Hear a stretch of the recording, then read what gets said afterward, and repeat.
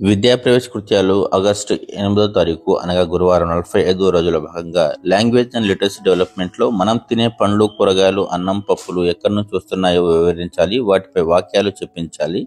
ఉదాహరణకు మామిడి చెట్టు నుంచి మామిడి పళ్ళు లభిస్తాయి అని. తర్వాత కాగ్నిటివ్ డెవలప్మెంట్లో జిగ్సా పజిల్. ఏదైనా జంతువు, పండ్లు, కూరగాయలు, పువ్వుల చిత్రాలను 4 భాగాలుగా కత్తిరించి పిల్లలకి ఇవ్వాలి. వాటిని సరైన క్రమంలో అమర్చమని ఆ పిల్లలకు ఇవ్వాలన్నమాట.